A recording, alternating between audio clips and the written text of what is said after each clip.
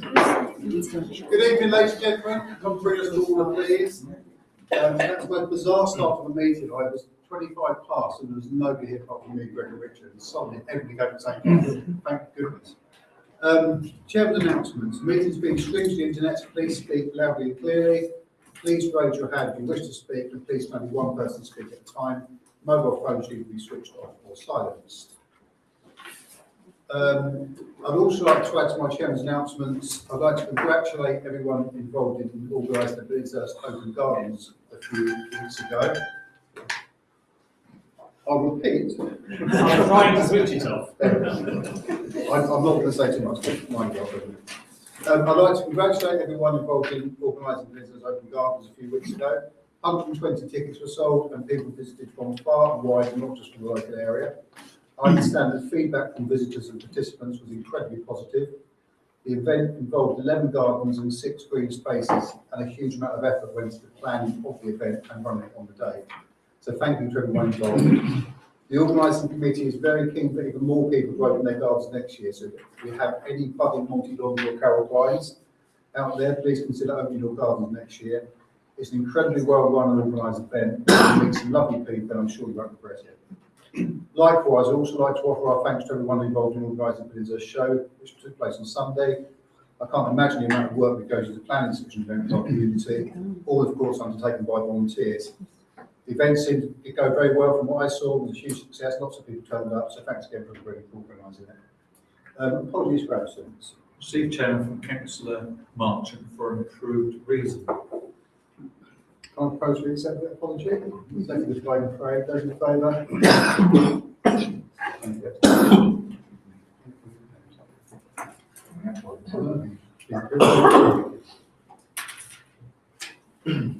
So, received declarations of interest, item 3. Are there any councillors? Thank you. And to elect a vice chairman following the resignation of Councillor Gale as vice chairman, I'd first like to thank Craig Gale because it's always nice as chairman to have someone who is, you can sound off a little bit and ask advice or opinions and get honest views back and give me positive and negative feedback. So thanks for your help since the time you've been vice chairman. Any propositions? I propose Councillor Jones. Councillor Jones. Seconded by Councillor Gower. Any other nominations? Okay, in that case, all in favour of Councillor Jones as vice chair? Is Councillor Do you want to do it? Yeah, no, yeah, absolutely. Yeah. Too late. We never ask questions like that. It's too late for that.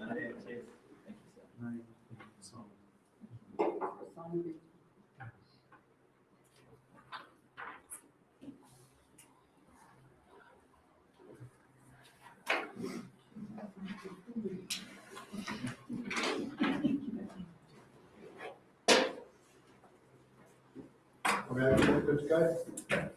So now we're entering quite a long adjournment tonight. Item 5 is to receive an update from the Highwood Group on their proposals for the West of Billingshurst. I'll let Martin introduce his team to us. So Martin, over to you.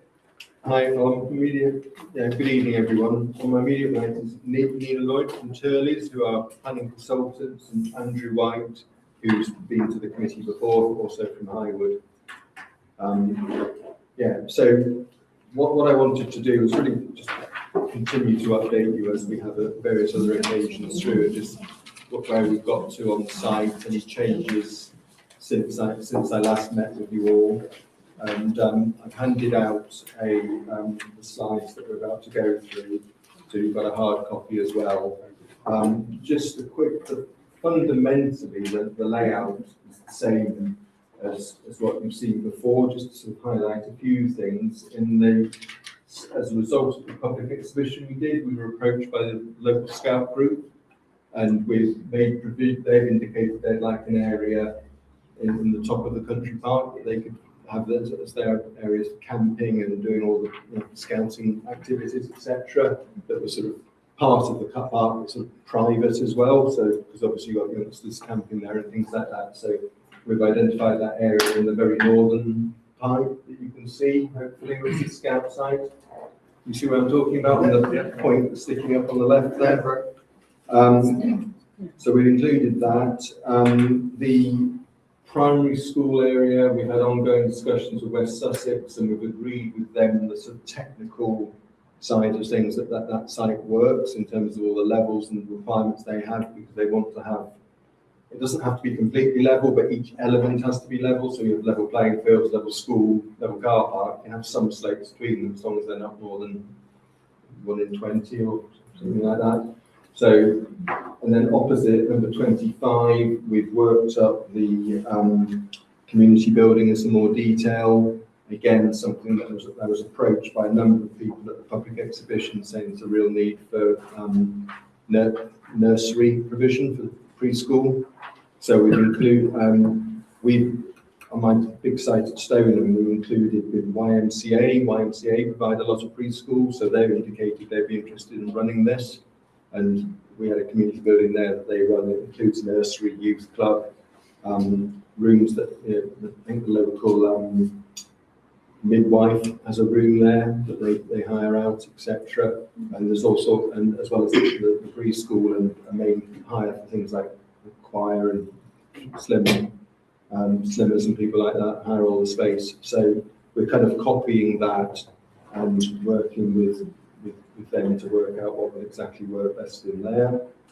Then in that, I'll come on to it, and then, as you know, the tennis club took a vote and decided they didn't want to move. So I've been working with Mark Betts and John Alexander at BSRA to decide what I've kept Greg in the loop on this as well, in terms of that we're looking at replanning that area because there's no longer the need for all the outdoor tennis courts. So I'll come on to what we're looking to do for there. And then the other change at the very top of the site, traveller thing, that is a proportion requirement rather than something that we want to provide. But we've, rather than have that at the top of the housing as we had before, we've now agreed that we can have a separate access to that north of the employment units, rather than bring them through the housing site. So direct access onto the U29 at that point. Next one, if you can.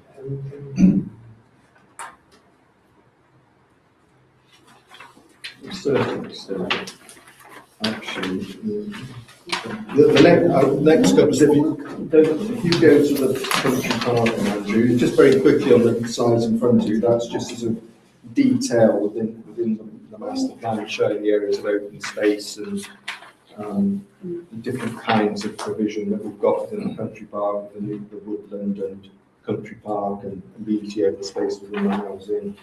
And then next one is just the red line that we're proposing to do. And then this is our landscape architects have started picking up from the work we did with Billy Green originally, in terms of the ecology of the country park, and then having had a series of meetings with the landscape officer at Horsham into what they wanted. And for example, they wanted, you see the sort of purple star thing that's in the middle left there? You got to go down, another one, left, yeah, there, yeah, that one. Oh yeah. Yeah, that's they wanted an event space, so that if you had a, summer festival event or something like that, or, something that maybe the parish could get involved in as well, so somewhere that you could put up a marquee or a stage of some sort, open air theatre, whatever it might be, to have something that could be identified for that use. And then we've got a series of either hard surface footpaths and mown grass ones, various ecology areas, all the stuff that we've looked at before, so really green. And then different, the higher bit of the country park east, having areas of, again, a series of footpaths. We wanted some public art up there, good outlooks, areas for picnics, kite flying, keeping the ball around, etc. So there's a whole variety of detail that's come into that, and you can see from all of the 21 points at the top there, all the detail of it. But by all means, have a look at it and give us any feedback. But that's the sort of draft plan where we are at the moment, and the detail of that. And then the next one is the BSRA stuff. So, as I was saying before, if you recall, we had, well, two things that fundamentally, the other thing that's changed is the West of Billingshurst funding. And as I understand it, they've agreed that they will pay a combination of the FA and the West of Billingshurst will pay for the AstroTurf pitch and some improvements to the existing clubhouse and some of the drainage. So what we've looked to do in conversation is move, I'm not trying to wriggle out of what we were committed, but we were committed to provide those. It'd be stupid to provide a pitch and then rip it up and provide another one. So we're saying, can we effectively move the money that we were going to spend on the football pitch to other stuff? And the other stuff they particularly wanted was this new indoor cricket and multi-sports building, shown to the left of the car park. So the idea is that will provide full year round. It's an indoor building, has proper cricket nets, but it can also be used for things like netball and stuff as well, a whole variety of sports and junior training, etc. So there's plans for, so we've said effectively that's give or take about the same cost as the AstroTurf pitch. So we were prepared to swap that over, and they wanted a Muga rather than some of the tennis courts, and then the number of paddle courts they wanted us to increase as well. And the clubhouse has also changed, it's become bigger and better as well. So that's where we're at the moment in the detail of that. I've got an email from Mark Betts confirming that as far as he's concerned, I appreciate it's obviously a joint parish council and BSRA position, but as far as he's concerned, he's happy that gives them a really good variety of things, because the cricket club were feeling maybe there wasn't an awful lot in it for them before on the previous proposal.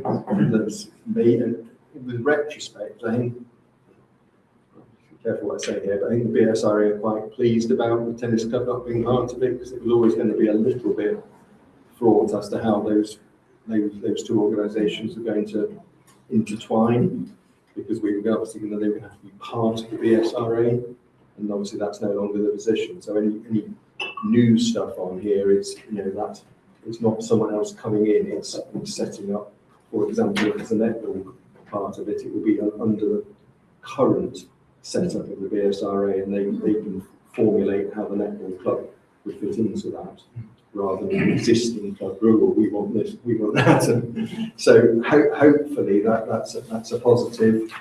And then the next one is slightly different here, because this, what Andrew's about to put on the screen is, I've literally got the one that's in front of you. This is, we've now started working out the detail of the proposed first phase housing, and this, the plan that's on the hard copy is 482 houses. The one on the screen is actually it's more, it's 491, but we've reduced that down.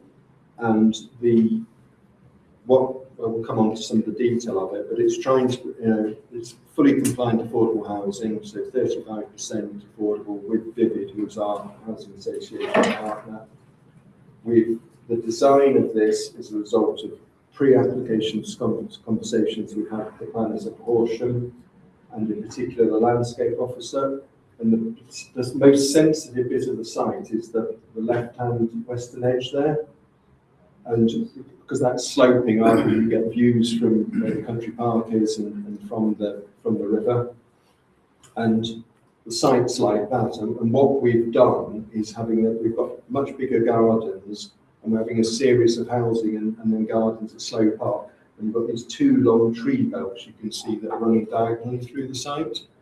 And the idea is that by having those not in people's gardens, you can have a much steeper slope, and we'll plant those up and they won't be in the garden. So as you view across, you'll have sort of boundary hedging, a bit of a roof, the first lot of trees, another house, a bit of a roof, another lot of trees. And so the gables of the houses will sit against the backdrop of trees, and you have this wooded backdrop. And it gets up the hill with minimising sort of cut and fill. So you have minimising the earthworks, You have some larger houses with big gardens, lots of scope for trees without, pressure to cut them down. And that provides an outlook there. And then the rest of the site, we've got the new pedestrian crossing. Can you put the cursor on that, Andrew, where that crossing is? Yeah, just there. So that will be a traffic light controlled crossing. And then that comes into the site, as you can see, as a greenway that connects into the east-west-ish route with the school connecting throughout the Jubilee Fields down to the central green around the community building. So we've got a whole series of pedestrian greenways, pedestrian cycleways as the framework for the site, and then connecting into the existing bridge over the main road at the bottom there, where the little blue, the pinky something, whatever it is. And then obviously through the site, we've got the extra opportunity to cross the bridge in the Jubilee Fields. And then we've also started having a look at we've got a aerial perspective, so 3 bird's eye view of the site. What gives you a view of what I've been talking about from where the allotments part of the country park. Those series of funny looking circles is meant to be a community orchard, so they're sort of apple trees. It's not something other strange, but that's what it's meant to be. And then you can see how the primary school and the community building sits at the heart of it, but then you can see how the greenways run through, and it's a pretty green layout, trying to have that series of, keeping all of the existing trees and providing the housing. All of the trees in the middle of the site are completely new, because the only ones that are existing are the ones at the southern side of where's this existing ditch there. The rest, every other tree there is kind of new, really. And that gives you a flavour of what we're looking to do there. And then we've also started looking into detail at what the housing would look like. Having sort of toured all around the area, there's quite a lot of painted brick and tile hanging, and sort of in and around the whole area. And so we're sort of picking up that theme. This shows the sort of levels that I was talking about this is overlooking the country park, so you can see there's a tree backdrop as you go up that hill there. And hopefully, with boundary hedges, etc., picking up that sort of local vernacular. And then we've got some other ones showing sort of central green that I was talking about. Yeah. So again, a variety of house types with semis and terraces, and just trying to pick up that sort of local vernacular and do good detailing. And then we've got one more, is that? Two more. This one's near the site entrance. Again, just picking up that sort of painted brick. So you've got in the tile hanging to try and have character points and just have some variety, and don't just have everything like certain housing estates, I could say, that are identical. And then a more dense, final one is a denser area. Again, trying to make sure you've got some decent landscaping in the scene, and providing decent garden walls. And in our experience on Stoneham site, the landscaping is a really key thing, and a lot of developers don't do the proper specification on it. And if you do and get those hedgerows and planting areas functioning properly, it makes such a difference. And rather than backfilling with rubbish soil and stuff, actually do it properly. And our problem at our Stoneham is almost doing too well, so you constantly have to chop back the hedges because they're growing so well. So, but that makes a huge difference for the ultimate quality of it, and obviously building a good scheme. So anyway, I waffled on slightly beyond mine. You're not far off. Yeah. So yeah, it was really hopefully that's given you an update of where we're at, and obviously, as throughout, we're obviously very keen to continue to work with you guys and address any comments you've got. And yeah. Thank you, Martin. Just a quick one, no mention of the total number of houses, has that changed and what? No, we've got, it's going to be about the 1,000 mark, it might be 1,015 or something, but we haven't got the detail of the other phases, but it's going to be around the 1,000 mark. So this is 400, so we were originally saying 500 on this, and our original thing, I've said, there's 500 on the main parcel, and 250 and 250. So, it's, we've got the, probably slightly more on the Platts Island bit than we originally anticipated. So that might have gone up by about 15 because they wanted some higher density stuff there.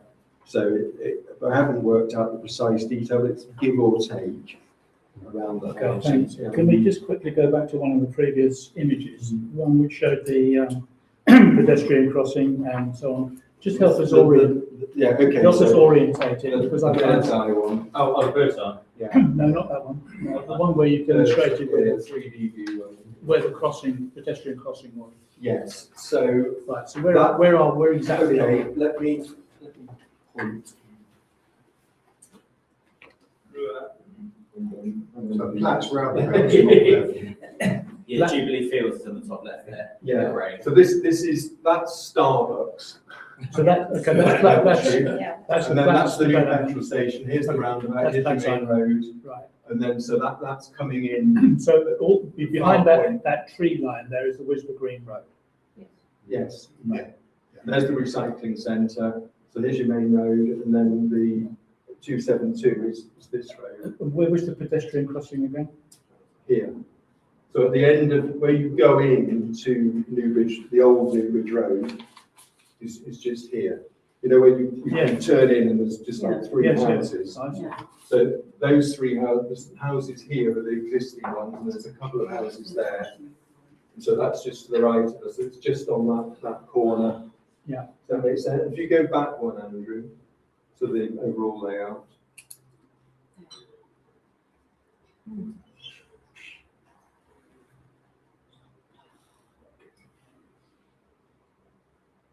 Yeah, it's hold on, where am I going? What's my bearings for a moment? It's here.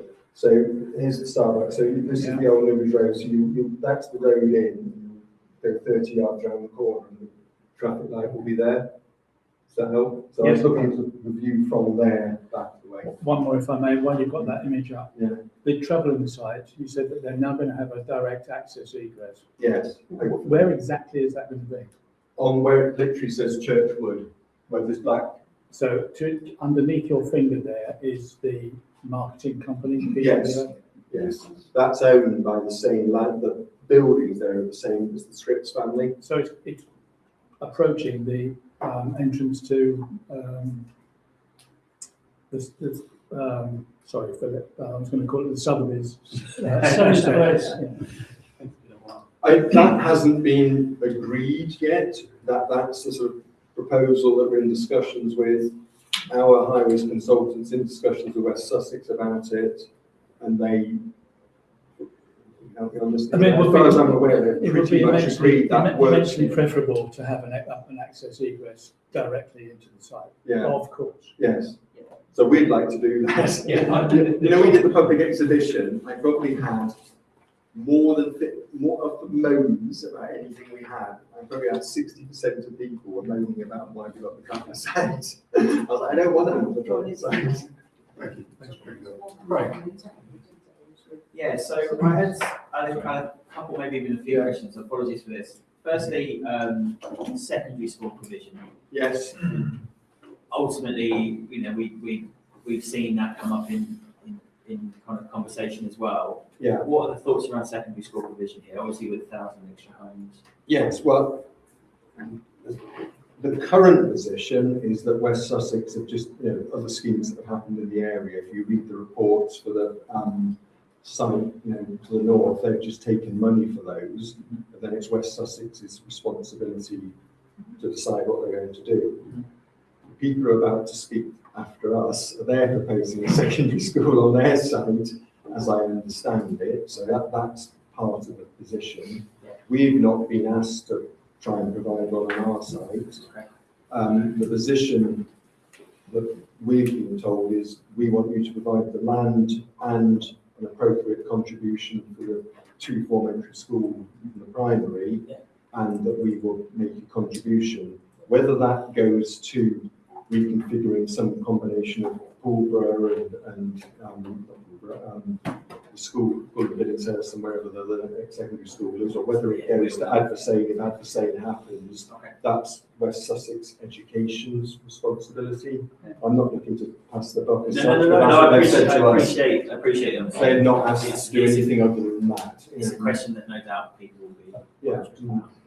Secondly, and again, probably a question that no doubt people do, so I just want to know, is the high quality retail employment space. Any thoughts on that? And actually the roundabout that feeds, potentially would feed the top end of the village. I mean, it's no secret that a particular retailer is indicated that they would like to have that space. So we've been working with them in terms of what they want as a building and the car park and the size of that for one of their food stores. And that's that is actually a small change. That what the previous one we were potentially looking at like a drive-through or something on the top of it. That's no longer, because this particular retailer said they wanted full car park frontage to the roundabout. So we actually have a small additional area of housing, just that little parcel there, because that's effectively moved up the site. But it probably doesn't make the numbers any different on that. And just the roundabout, I spoke at the public exhibition about the concern about the roundabout and how much traffic flow. We've got some real issues around signage, the whole road needs to be looked at. Any thoughts around that? Yeah, we've got our highest consultant is again speaking with West Sussex. They have agreed in principle that we can do that as a 5-arm roundabout, and they're looking at the detail of trying to slow that traffic down, because people do whiz through it at the moment, and also looking at various other sort of crossing potentials and just the whole. We've commissioned and they've been undertaken speed surveys and traffic surveys, so it's just we're a long way.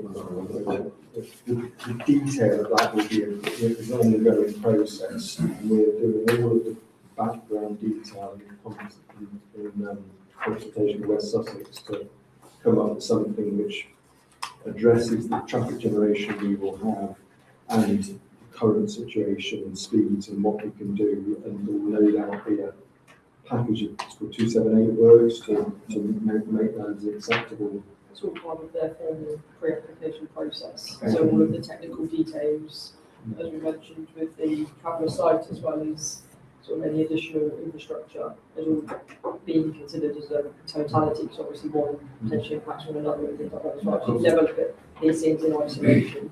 But we've been in discussions with months, years with Jamie, so we've got a good relationship with him in terms of evolving this as well. So but we should be able to provide an update if that's helpful.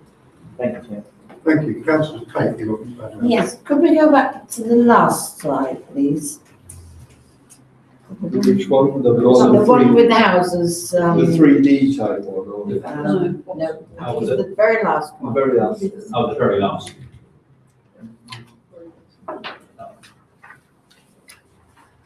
That kind. Right, Yes, now okay, we can- there are 1, 2, 3 houses along there, and there's room for 3 cars.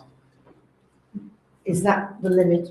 No, Because most houses will have, that's, see the first bit of tarmac on your left where the lady is, yes, that's car parking spaces there as well. it's you're right. Yeah.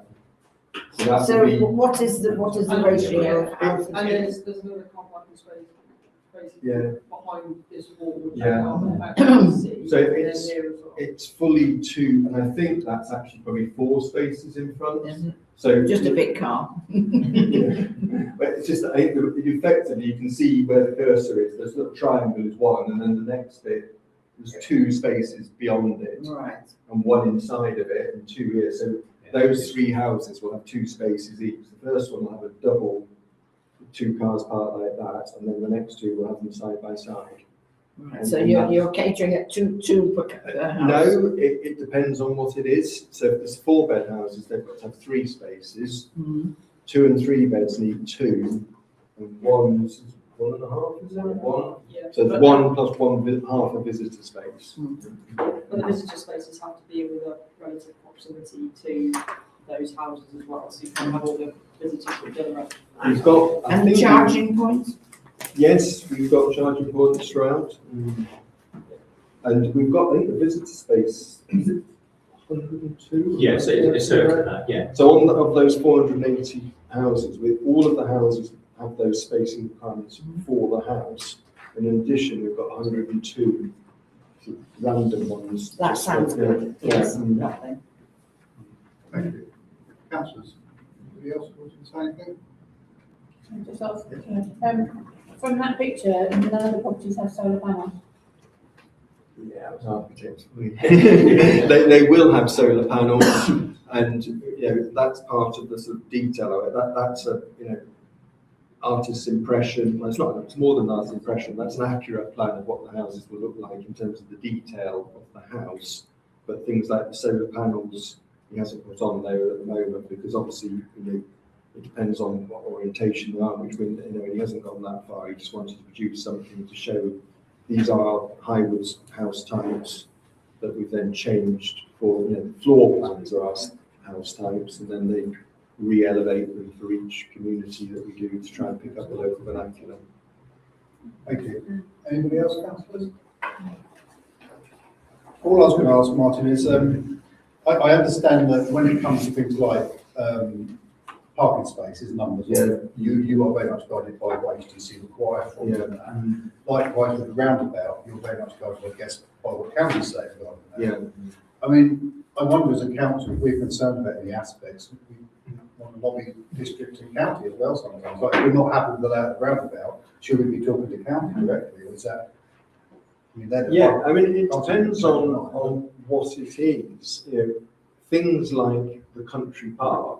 If you say, I don't know, I had this before once where there was a parish council had a very strong link with twinned with a community in France, and they wanted us to put some petanque pitches in because when the French community came over, it would be great to have an area for petanque. And something like that, if you said, we'd really like that, for example, then I've got effectively complete freedom to put things in the country park that you might want. When it comes to designing a roundabout, I haven't really got very much freedom because obviously, you can ask things, but ultimately I've got to get West Sussex as the Highway Authority's approval to get the 278 agreement and the design of it. But I'm more than happy to raise anything and ask them, but there's stuff I can promise and move that's in my control, and the stuff that's obviously technical approval from, whoever it may be, the Education Authority or the Highway Authority, that we can ask stuff, but I can't ultimately promise it. I think the Tom could be lovely. Yeah. It's very popular in Shipley. Shouldn't have said it. That's going to cost me another £10,000. Shipley have a very flourishing Tom. They meet on a Friday night and a Tuesday. There you go. Well, we could potentially look at things for the dog course. Philip, go ahead. I'm just interested, there's more and more spaces being allocated to parking and all the rest of it. Where do you put your bins? Yeah, there's... And will there be sufficient room for the truck to Yes, turn around? all of that, we can, this is probably not the best pitch to go to, but you could put the layout back up. The part of the details here, so the problem with full suite of drawings that it will have to be tracked in accordance with obviously the bit of fire truck and some of those sorts of things as well. So that's a requirement. As part of. I was just having a conversation on exactly that point, that you've got to have a fire engine is not allowed, even though it clearly can do this, is not allowed to reverse more than, if it's in a turning head, it can't reverse more than 20 metres, even though obviously it can, but you're not allowed to design something that relies, and then from there, you've got to be able to get a hose to the far corner of it, go in the front door, up the stairs to the far bedroom, and it can't be more than 45 metres of hose. And if your far bedroom door is more than 45 metres from the 20-metre university, so all of this layout meets that kind of requirement. And similarly with the bin collections, we've either got room in the detached houses, you've got room in the front gardens and stuff, but where you've got terraces and things, you'll always see that there is a rear access path. You can sort of pick them up, so they'll keep them in their front garden, in their back gardens. And then you see these kind of bits, so that someone can, you see that?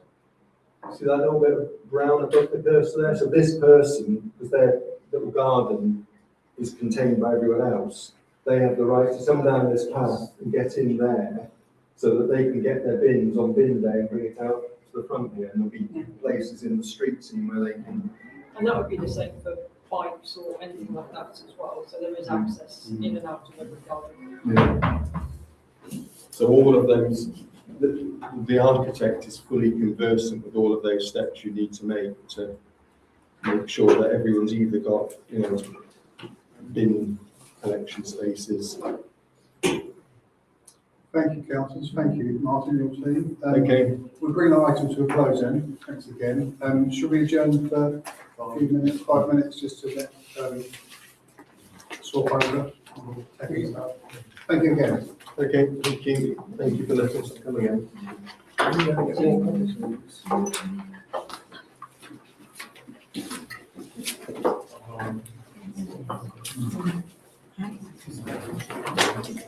Is it possible to get some more copies of those? Not all of us have got. Yes, well, there's one more. Well, that's good. Yeah. How many more do you want? Martin, Yeah. could you also send those electronically? Yeah. Okay. I don't know how many we're short, but Yeah. say 10. Yeah. Okay. And just bear in mind that the heart of I'll update the layout to be consistent on the circulator as well, because the one on the screen is slightly different from the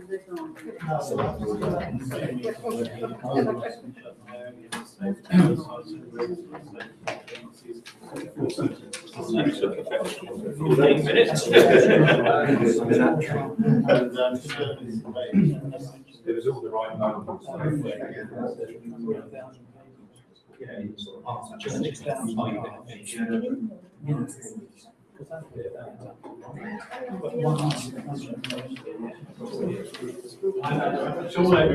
was listening to it.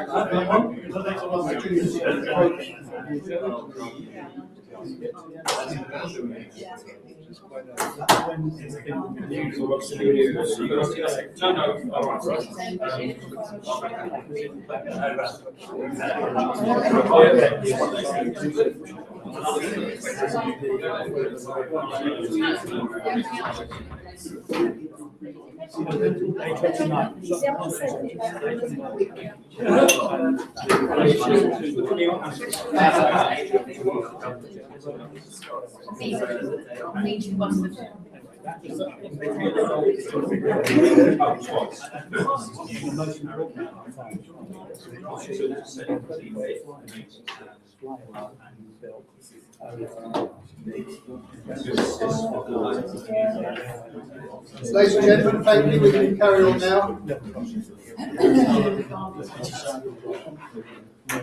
So, councillors, to bring to order, please, item 6, to receive presentation from our place on the proposals for land south of Adversane. Thank you very much. Massive thank you for having us. I know we've met some of you before. I think Richard we've met. I'm looking at Doug and Mark, I think. Obviously, I think it's the first time you've met me, and definitely the first time you've met Greg as well. So my name's Joseph Baum. I work directly for Our Place. So my role is Director of Planning and Community Engagement. Community engagement is something that I've done for the last 8-9 years as a consultant. I also used to be a councillor on a unitary authority and a town councillor, so I can absolutely relate to some of the challenges that parish councils, town councils face as well. But my job genuinely is to try and engage as much as I possibly can, listen to you in the same way that those before me who presented to you clearly have done as well. They've done a lot to work with you.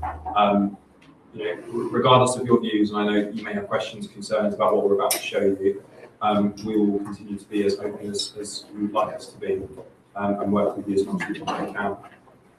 Greg, do you want to introduce? Yes, briefly. I'm Greg Blackson. I work for a company called Quad, so we're a planning consultancy. So I'm working for Our Place on this project, helping advise on the preparation of the master plan, navigating the myriad policies and that sort of thing. And any questions that I can't answer, I'll be looking at Greg. So happy to stay as long as you would like us to answer any questions at the end, and I'll try to keep to the 15 minutes as well. If I don't, just give me the eye. And Go through already. So I appreciate some of you may know who we are, or you've done. Oh, it's not working, Richard. I can move. Oh, no, yeah. Don't worry about it. So you may know who we are, you may not. These are our offices. We built these in Spitalfields, if you know it, in East London. We sort of redeveloped that particular site. I should say from the outset, we've never claimed to be, and nor are we a house builder. That's not what we do. Nor are we a land promoter that buys sites, gets permission, and then walks away. We're kind of in the middle. So the phrase that I think we use for stakeholder workshops is we're a master developer. So we will work with the site, we will work with communities, hopefully get planning consent on some of the sites that we're working on, and then we'll work with different partners depending on whether it's residential, commercial, etc. And we'll come on to it, but we're working with Places for People, or hopefully we will be working with Places for People as part of our first phase at Kingswood. Places for People probably known in this district for leisure, but they build thousands, hundreds of thousands of homes across the country. But genuinely, we want to work with SMEs in particular, house builders across this part of the world, to make the place the best that it can possibly be.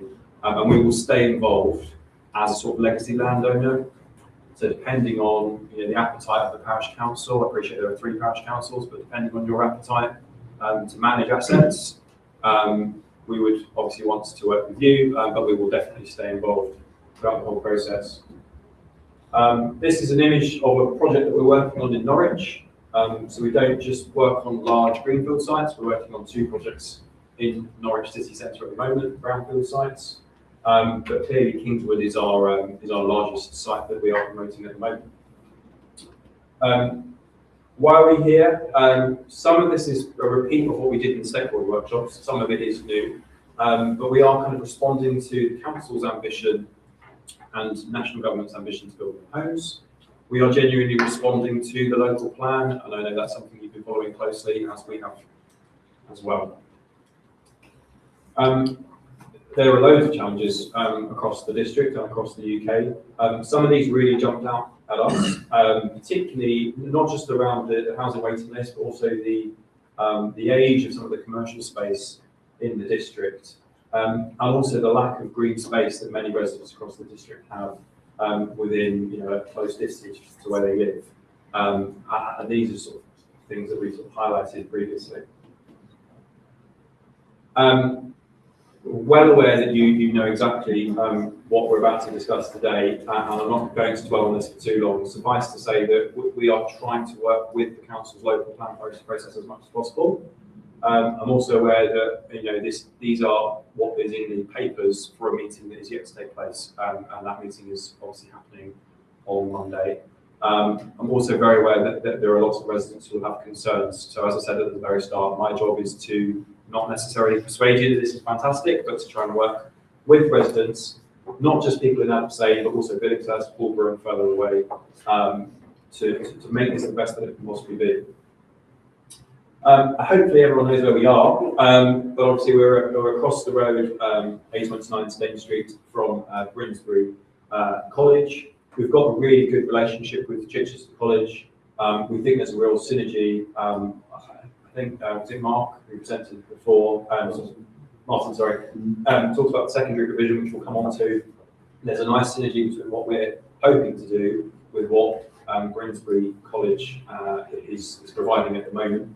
I'm also very aware that we stretch across 3 different parish boundaries, which has its own complications. And we are, I wrote to both parishes, other parishes today actually, and we're very open to talking with those parish councils.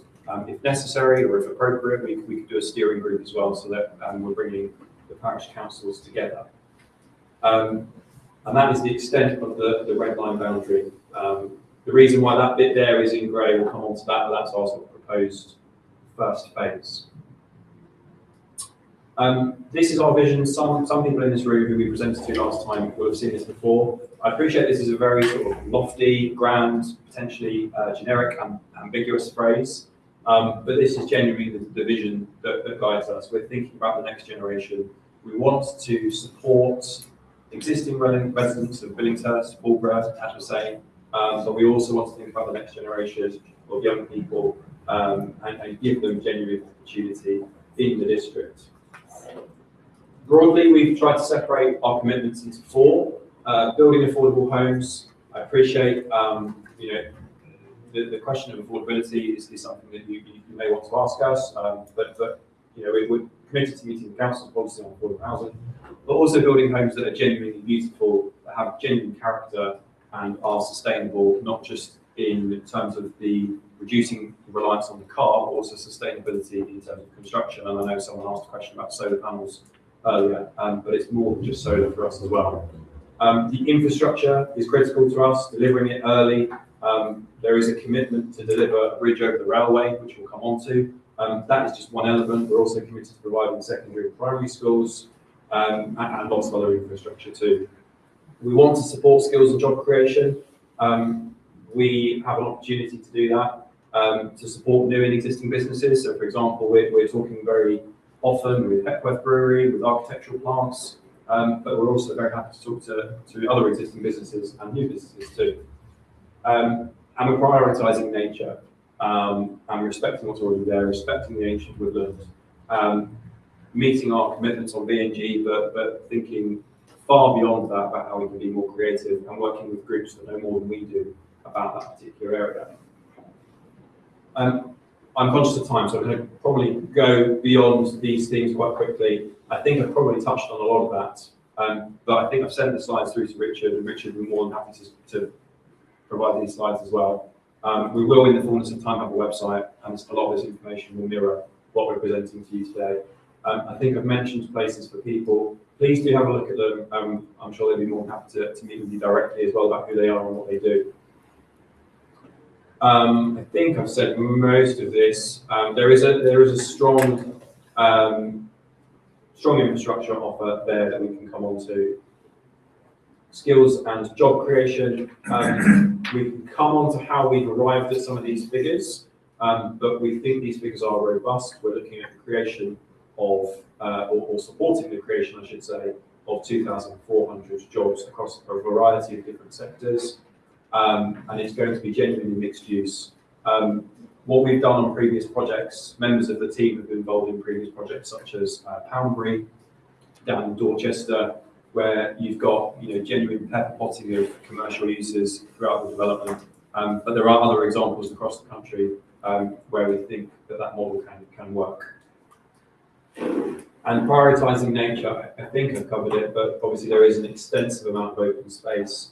And the opportunity to deliver sports provision in partnership with you. I appreciate there was another presentation earlier about really, really exciting sports opportunities there. So I think there's an opportunity to have an early conversation with you about what the appropriate uses could be with regards to sport. But nature more widely, I think we've got a really strong opportunity there. We're working really closely with Network Rail. I should have said at the start, obviously you know there is a railway line that goes through the site. We're committed to delivering the bridge early. That's not just sort of warm words. We are following that up with a lot of work and commitment behind that. So our current programme is to get to an agreement in approval in principle by sort of August, September of this year to enable us to actually get on and deliver that bridge as soon as possible. That will obviously then enable the closure of the level crossing on Adversane Lane, which I'm aware is a real concern, is a high risk rating for Network Rail, that level crossing on Adversane Lane. And we can probably come on to that with questions as well. We've thought quite hard about how we can actually get this funded. So Homes England, for example, is one potential stream there through the National Housing Bank, but there are others as well that we are exploring. We have a really strong partnership with Chichester College, the location of the secondary school, just the nature of some of their courses as well. I'm due to be doing a workshop with about 20 students from Grimsby College in September, not just talking about the areas that they know well, but also talking to them as young people who are from the area about what we can do to really make sure that the proposals for Kingswood learn and look at what they want to see as well. Now, this is probably what you're waiting for. So this is our current master plan, absolutely not fixed. We want to work with you. I should say we've had a number of pre-application meetings with the District Council. We've also had a number of meetings with West Sussex County Council about highways and the location of the schools. They are, I think it's fair to say, Greg, really kind of comfortable with the location of those three schools. So you've got the secondary school immediately off of the A29, you've got the primary school, and then a further primary school to the east. There are lots of reasons, and Greg probably explained this better than me, why we've located that secondary school where it is. One is just because of the close proximity to Grimsby College, with the two crossing across.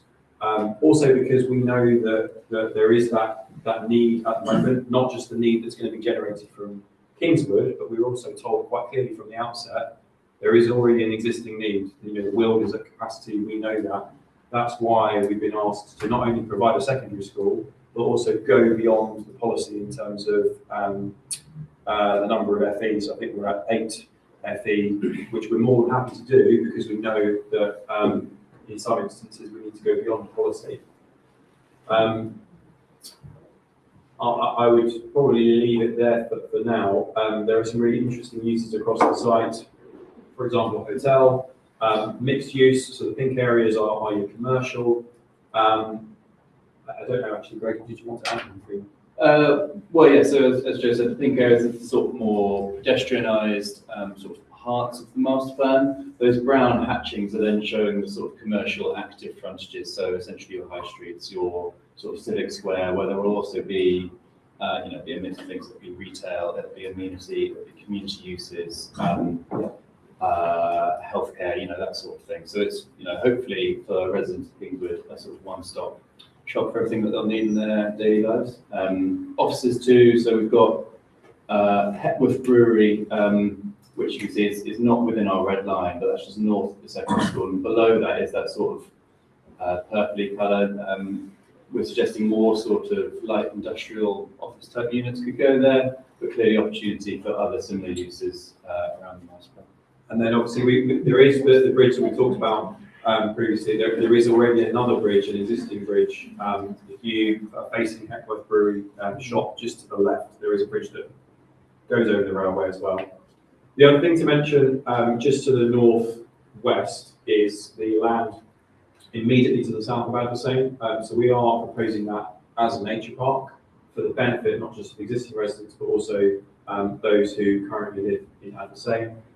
We don't want to push our luck, as it were, and try and get as much development as possible there. We know that people need that open space, and so I can show you another plan which shows a bit more detail, but it is indicative at this stage.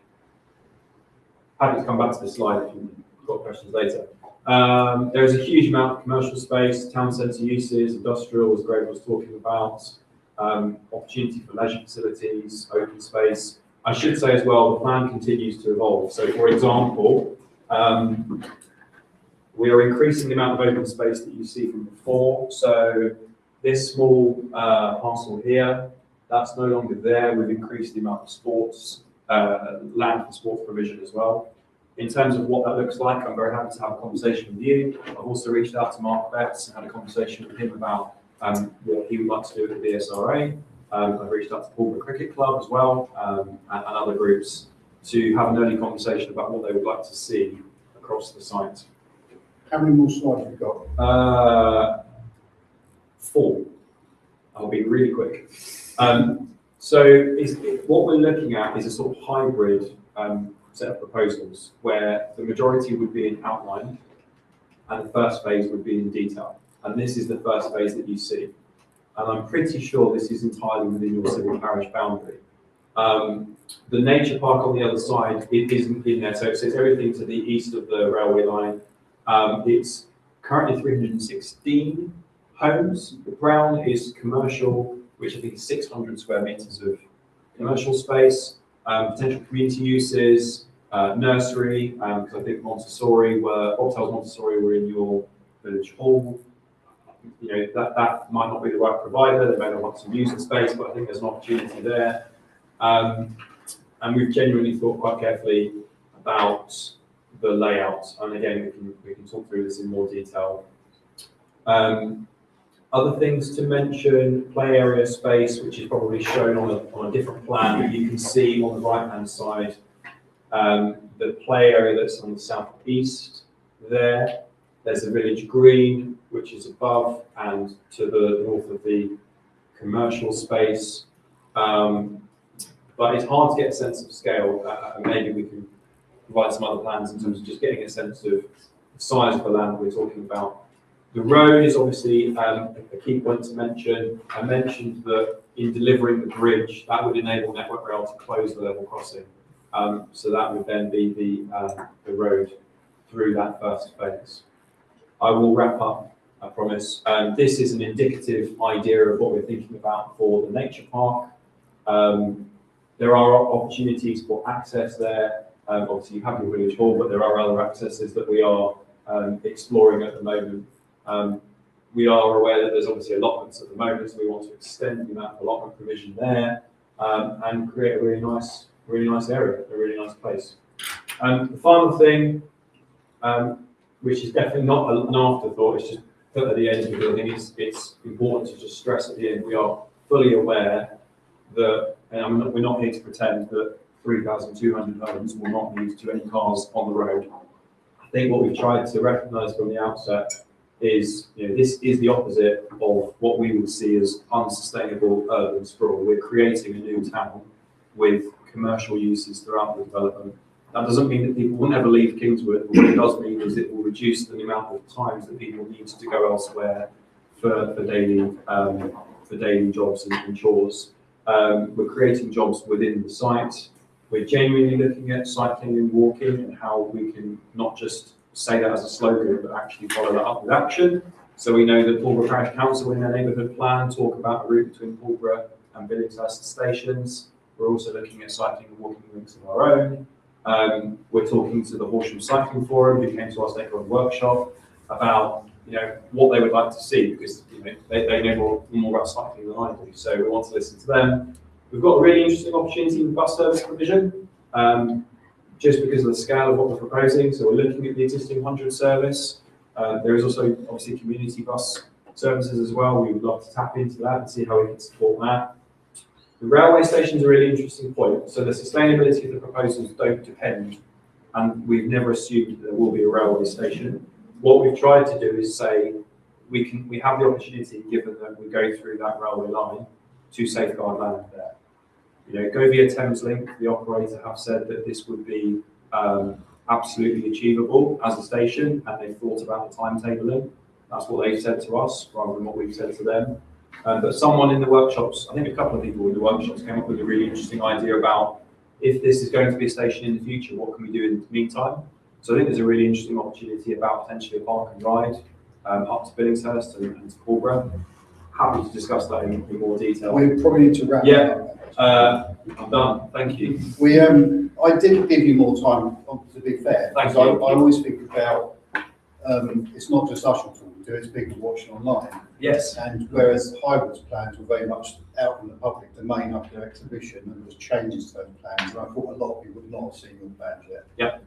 Can I kick questions off then? When are you going to hold a public exhibition? At the moment, we're happy to do a public consultation. We're just thinking about what the right planning programme is for us. So we've been waiting for the local plan to come out, if you like. We're going to respect the cabinet meeting on the 6th of July. We know that the council are doing their own consultation. We just need to have a think internally about when is the best time to do a wider public consultation. But we would absolutely do that before we move. Because I think that with regards to the Highwood consultation, and amongst, I think many members of our committee found it really useful. Yeah. Yeah, and we really appreciate that. Okay. Councillors, Doug, you first. Yeah, hi. Hi, Doug. Hello. Yeah, I'd like to just come back to two things particularly, I think. One is this site is going to straddle two already busy roads. Yeah. The 29 and the West Chelt Road. If we can go back to the plan which shows the phase one at least. Yeah. Yeah. Now, this shows quite clearly your bridge over, flyover, new highways arrangements to mitigate the railway line and to allow the closure of the level crossing. What happens firstly to the old West Chelt Lane? Does that remain as a through road? And add to that, if it isn't, and this is your intended route now to access West Chiltington and beyond, you're going to be channeling what is a very busy road at any time. It's not an A road by any means, but it's busy, everybody knows it is, through this phase one. Where is it going to go and where is it going to come out and how are you going to control the traffic flow through there? You've got quite an intense residential concentration there. There'll be people dashing around, wanting to cross that road all over the place. I think it's well, we said it at the time, it does seem as if it's a massive flaw. Let me leave that one with you for a moment and then go back to the A29 and say, how are you going to mitigate 9,000-10,000 more cars floating in and out on two of those roads? Do you want to comment on that one? Yeah, on the level crossing firstly, we'd be lying if we said that we were certain that it would go one way or the other. I think what Network Rail would say is that they would really like to see it closed. They essentially have a national mandate across the country to close as many level crossings as possible. They would want to see it closed, and frankly, we would probably not stand in their way if they were adamant on that. There may, though, be access requirements. There may be good reasons that it should stay open whilst the majority of traffic is still being routed through our phase one to leave it open. So we've always tried to keep those options open, and I think in the in the papers that were published on Friday, it recognises that it's likely that it will be closed, but not certain. On that traffic, we do appreciate that there will be a good number of vehicles being essentially routed through phase one. I can reassure you that we're doing lots of assessment of that work, understanding the number of vehicles that would be, that are existing using that road, that the increased number of vehicles that would arise from the additional homes there. We're thinking about that from a transport point of view, if it's going to work in terms of congestion, if it's going to work in terms of traffic safety and pedestrians, if it's going to work in terms of air quality, noise, etc. So I can reassure you that it's all being considered very closely. What that plan shows is that it would essentially become a new priority, not even a junction, but it would just be a slip road onto Adversane Lane there, so it would just be sort of seamless. And then if you did want to turn left to access anything, then you would, you have to. Sorry, can you point that out to me? So in the initial phase, as part of phase one, that would just be served by a T junction as a sort of interim measure. as the site is built out, as there's more vehicle movements arising from the new homes, that would then become a sort of a slip road onto the B road, so it would just be part of the road. You would then indicate left if you want to go left, but clearly your desire to do that will depend on what the level crossing is focused on that. What happens at the western end of that? That still joins up with the A29? Again, we can't say for certain at this point. It would probably, again, Network Rail would want that to be closed, and that does seem the most likely scenario. The road? The level crossing, so that would essentially become, Right. a dead end. So all the traffic is going to be forced to go through this development? Most likely. Sorry, Dan, I don't want to pick backing your point up here, I think. But it concerns me a little bit, the Network Rail are calling the shots on that, because they're interested in the railways. Our concerns, and I share does concern 100%, is a road network. Yeah. And actually, I think the phase one development, although it's going to mean extra traffic, which we're probably concerned about, the extra traffic is probably a drop in the ocean to what's currently using that road. And we're not just talking cars, we're just talking cars on that actual development. A lot of lorries go down Adversane Lane on the way to Adversane and Ashington rather onto the A24, etc. So that, I think, I can't imagine the volume of traffic that currently uses Adversane Lane going through that development. Yeah. I think it would be a disaster. Again, I would just say and try and reassure you that we've done traffic surveys to understand the number of vehicle movements along that, along Adversane Lane, and are assessing that number of vehicles using that B road in terms of its geometry, in terms of the end of street furniture, how it can all work in terms of those vehicle movements whilst creating a place that is going to be a nice place to live in. Speaking openly, we share your concerns about the vehicle movements, and ideally we would want to keep the level crossing open to provide some relief in terms of the number of vehicles routing through phase one. But it's not something that we can, it's not, as Joe said, it's not within our gift. It's not something that we can rely on at this time. So we are sort of planning for the worst case scenario, which would be the closure of the level crossing. Network Rail, that would be the best case scenario. But we're planning for that and then keeping the more desirable option open another. Okay, the second part of the question comes back to, you're talking, I don't know how you envisage the impact of ultimately 9,000 to 10,000 cars emanating from this plot out of 2, 3 exit and access points. Yeah, so hence working as hard as we can to try and internalise trips and try and reduce the number of trips that would be going external. As Joe said earlier, clearly people will be leaving site, so there will be additional pressure on the network. Again, it's all going to be assessed, and there will be wider network impacts. There will need to be some changes to junctions, that sort of thing. We'll be considering Kingswood alongside other planned projects coming forward in the area. So we're looking at it cumulatively and, proposing mitigation where there needs to be that to ensure that there's not severe impacts on the environment. Finally, there will be one access egress onto the A29 opposite Brinsbury, right? Somewhere in that area?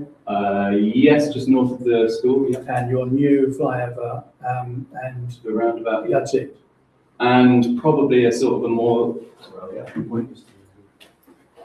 and again, a sort of more secondary point here. But really, we've tried to rationalise the number of access points onto the A29 as far as possible. So the significant majority of trips entering the site will be through the new roundabout. But the level crossing road, what are we calling it? West Chilt Lane, Adversane Lane. West Chilt Lane, I think it's Adversane Lane. Adversane Lane, right. You said that's now going to be a dead end. So all traffic going east-west, west-east is going to go through your phase one to get to the A29, get to Lordings Road, to get to Guildford, to get to Pulborough, to get to Billingshurst. Yeah. Thank you. Craig. Yeah, thank you guys. I did appreciate you coming in and presenting this. It's quite happy to see. I've got a couple of questions, but they won't hopefully take too long. Firstly, phase one at the top there, and I've kind of figured where that is. Yeah. My concern is with this is that phase one a lot of these things tend to happen before any infrastructure is in place. I noticed that schools are over here. I noticed that the vast majority of the town centre, let's call it, is down here as well. What kind of assurances are you going to give to say that this is going to be appropriately kind of manned in terms of infrastructure before? My concern is obviously that pushes a lot of people into Pulborough, into Billingshurst, and therefore the traffic kind of issues kind of. Yeah. And my second question, which does relate to that, is the same for the train station. I appreciate you said about a park and ride situation. Yep. The car parks at Pulborough and Billingshurst station are not set out for another 3,000 homes. Yep. There's no way on that will happen. Yep. And what will happen, I can see, is people will be parked all over the village, in order to service that. Yep. So I'd say again, I feel like a little bit like we're going back to your point about Network Rail. Feels that they're a real key part here, because I really worry that this isn't achievable, and it's going to hurt the rest of the areas without that train station in place. The questions you're asking are really fair, and great feel free to come in afterwards. I think if it was up to the chair of our organisation, we would be proposing a lot more commercial in the first phase. We've tried to be proportionate with the number of homes there. I think we're already being told, the amount of commercial that we are proposing within phase one is already pretty sort of on the high side for 316 homes. But we feel that there is that community demand, nursery provision, etc. That we can justify that. Second question on the station, we've safeguarded the land because we think that we have an opportunity there. All we can do is safeguard that land in the short term. There's a huge amount of space there. I can't remember the number of parking spaces, but that is going to be a meanwhile use that can absolutely be used as a park and ride, because we know that you're at capacity at Billingshurst. We all travelled in and got off at Billingshurst to get to this meeting, to completely get you.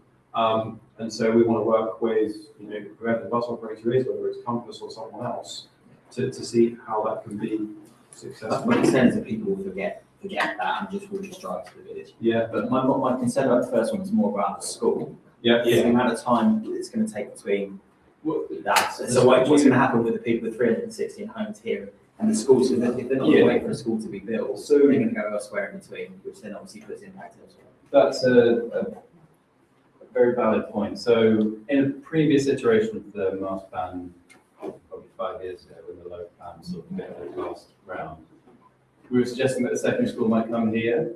Yeah. The reason that it's over here is because that part of the site is much more freestanding with the phased build out of the master plan. So if you're locating it here, if you wanted to deliver it early, it would be in the middle of nowhere essentially. You'd have to deliver roads through the fields. So there's just that. There is existing infrastructure here. Clearly, there's Brindley College there, which is an amazing sort of asset to tap into. But crucially, you've got the A29 there, so you can access that already. So the county council would normally want a secondary school after about 1,500, even 2,000 units, just to meet the needs of the site. But clearly, there is that pent-up demand.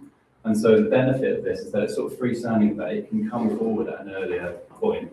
If sites like West of Billingshurst is coming forward as well, and they would be contributing, paying money to the county council, that can go towards build costs here, and then that school can expand over time as and when demand arises. You mentioned as well commercial in the town centre. Joe said it's a good amount of commercial. The last thing you want is empty shops and frontages. Horrible for placemaking. So you do need that sort of demand to be there in the first place. But yeah, got non-residential users in the first phase. I'd say delivering that bridge, which is going to be crucial for that first phase, is a significant outlay for our place. There is no developer in the world who would do that just to build 300 homes. As soon as that bridge is in place, it's absolutely go time for building out the rest of the site, and that town centre is in that next phase of development, where things will really start to come to life for the primary school coming forward as well. Yeah. Thank you. And I think in the one other thing to add, obviously the papers that were published that are due to go to the cabinet set a number of policies and aspirations on us. One of the things that's also mentioned in there, I think, is phasing. So obviously we need to demonstrate to you what's coming forward and when. It is in outline, but we've already thought about the phasing as well. David, do you have a question? Just a quick one.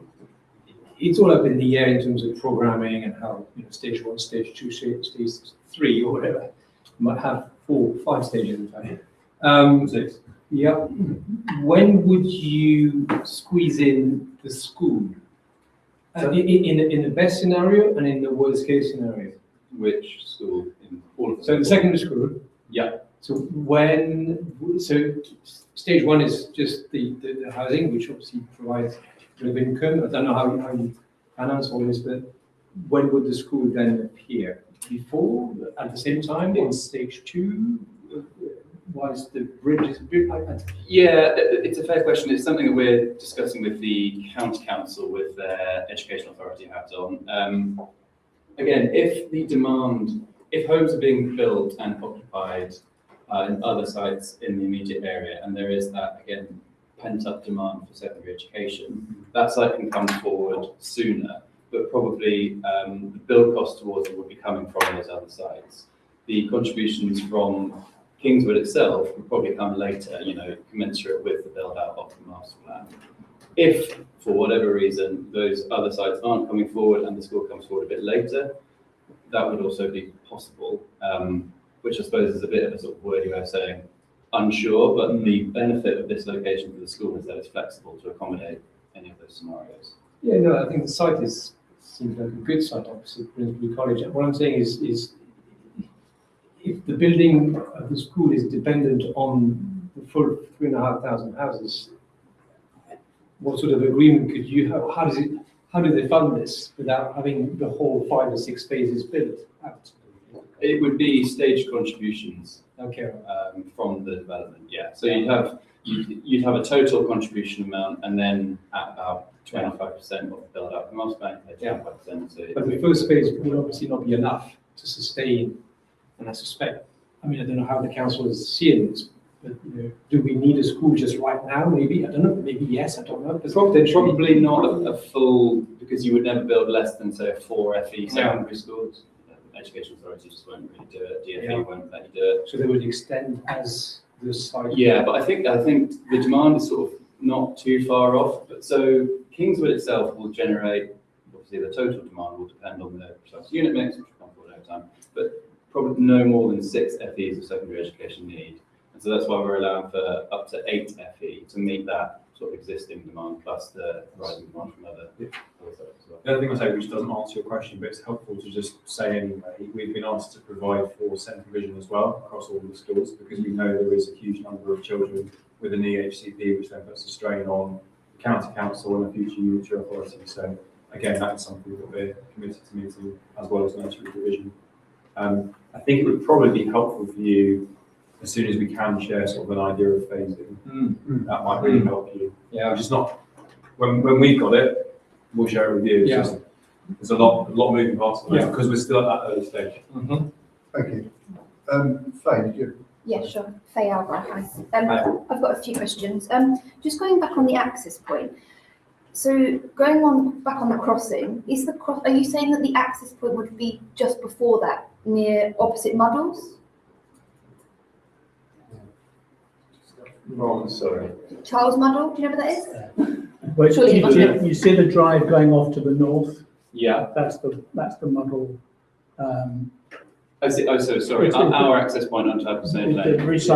recycling. Yes. Yeah. So is it directly opposite Muddle or? I can't see, sorry. Yeah, So- it would be so just, they- it would be that just drawing. west of it. Yeah. Yes. So this drawing, sorry, So all of it's the, like, slightly confusing. all of the Muddles trucks would have to go through a housing estate? Yes. Are you actually serious? Yeah. That's ludicrous. Sorry, next question. What is the grade? I wonder whether it's worth. Sorry, I know. You had a good go over it, though. No, I'm just going to. We talked about Muddle. At the time, you weren't even aware that Muddle existed or what they did or the impact that they might have had. Have you since learned about what Muddle represents? Yeah, when we're speaking to surrounding businesses, we have to. Okay, at the workshop, you didn't know what Muddle represented. You didn't even know that they were there. Okay, point made. Faye, go on. What is the turquoise on the plan? Of course. I think, yeah, that's the hotel. So what is the pink then, or the purple? Gypsy and Traveller, which similar to West of Billingshurst is, policy requirement. So, I think that might need to go down. so the turquoise is Steepwood House currently, correct? But that's only like a 5-6 bedroom house. How's that going to become a hotel? I think the plan is to demolish it or significantly expand it, one of those. So literally opposite the lane you're going to come in, and the pink is a traveller site. The Traveller site will probably have its own access of Adversane Lane. We failed to mention that in any of your discussion. Then the public footpath, you come up Steepwood, you walk up the lane, and then you've got a public footpath and a deer park. Is that impacted at all by this? Deer Park on the sort of top right-hand corner of the site. Yeah, there's a 7-mile loop that you can do, and you come out the other end.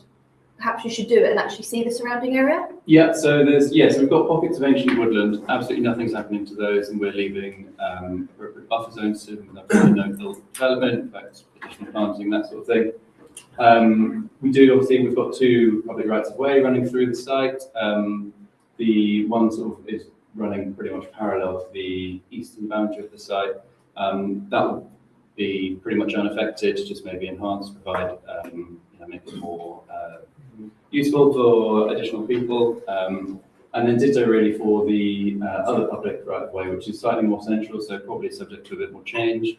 It will be running through the development, but again, not looking to reroute that, certainly not looking to divert it in any meaningful sense. So you're going to put the traveller site next to the new green space that you're proposing? Well, there's lots of green space being proposed. Again, the traveller site has to go somewhere according to the district. Do you council. have to have a traveller site there? According to the district council, we do. Again, like the previous scheme, frankly, we would rather not, but there is a need for it. Despite there being multiple traveller sites? Yeah, some legitimate, some not. The council's evidence says that there's need for more pitches in the area to try and avoid illegitimate sites coming forward. And do you own the plot that's going to be the hotel, or is that privately owned? Yeah, all the land is owned by our place. And what about Adversane Hall? Are you linked to that at all? The sale of that? So we're having discussions with the parish council about your proposed sale of the village hall. I don't know if you want to add anything further. Obviously, we've been communicating with you. And what would you use that for? The village hall? Yes. Well, it depends who owns the village hall. For us, we see an opportunity in replacing that village hall with a much more modern community facility that could be provided either where the village hall currently is or into the nature park further. Obviously, it's the sale of the village hall is currently with you to consider. But we see a real community benefit there for a modern community facility there instead. Right. Okay, thank you. Yeah, do you want to say anything? Yes, thank you, Chairman. I think you've basically several times you have implied that this is very much a self-contained communities that people can live, school, shop, hotel, everything on the site.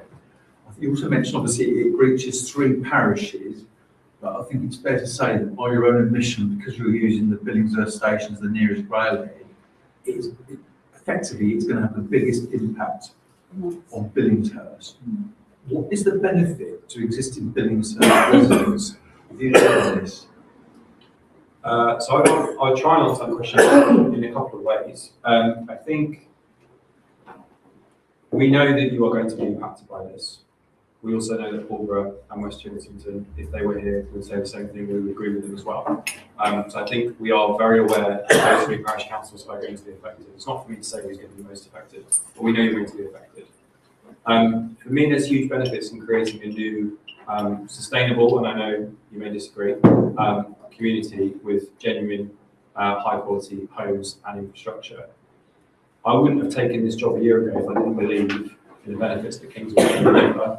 I think it's not just about homes for us. If it was just about homes, we wouldn't be doing things that are in excess of council policy. The secondary school provision, you don't need me to tell you this, but that's going to meet an existing need that we know is there because of under oversubscription. There is a demand in Billingshurst because of the Weald. We are doing that. For example, I think we've got a really interesting story to tell about sports provision. We've got a really interesting story to tell about commercial, meeting the new demand for commercial space in the future. And people do need somewhere to live.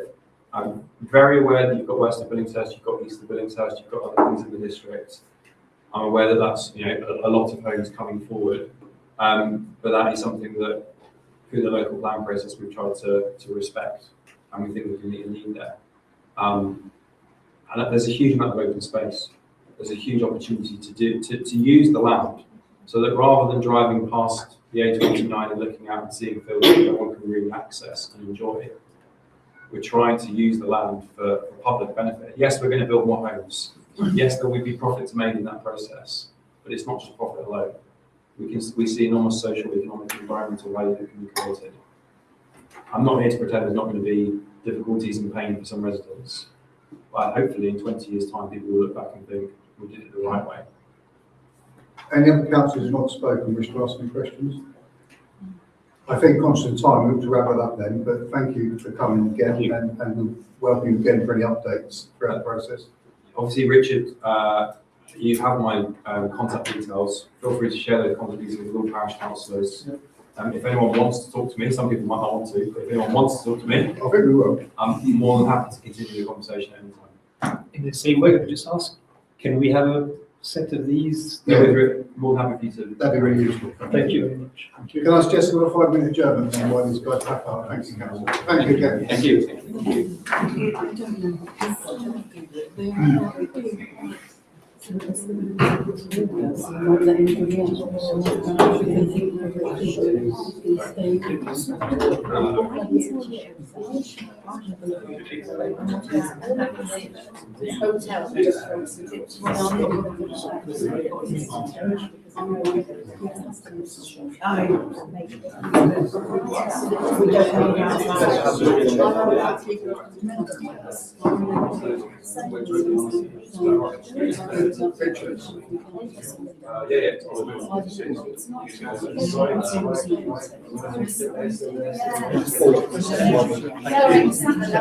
Yeah.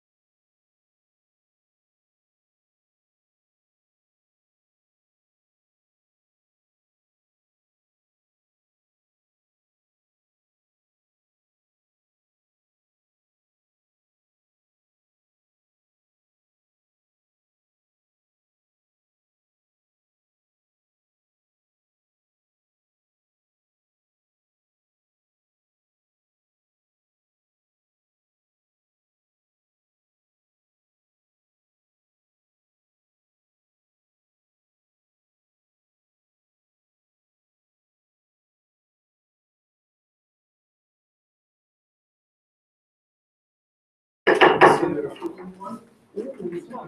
we're back online, councillors, let's continue with the rest of the meeting. So there's no apologies for the rest of the meeting from Councillor Gale and Councillor Rowe. What happens in that situation, do it? Looks like the apologies on a regular meeting. I think so. Headache probably brought on by too many presentations. So item 7, I believe, public session, we can move to public to speak, we haven't. Now going to reports from our county councillors and district councillors. Rather handy, isn't it? The same person tonight. Thank you. Yes, so I thought, rather than actually, it's a bit two separate reports, I'll just combine all things. I am actually one person.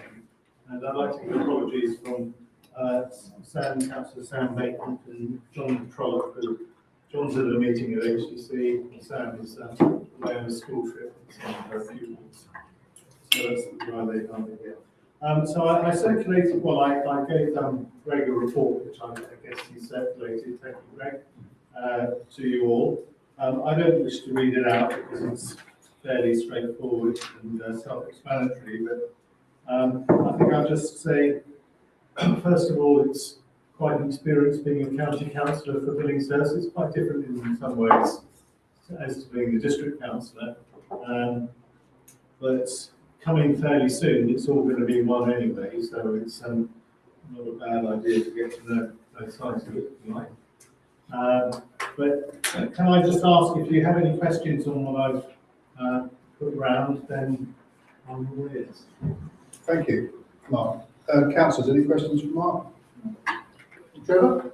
Thank you, Chairman. It's not so much a question. I have something that I really need to raise in view of the advice that Mark has given about the local plan.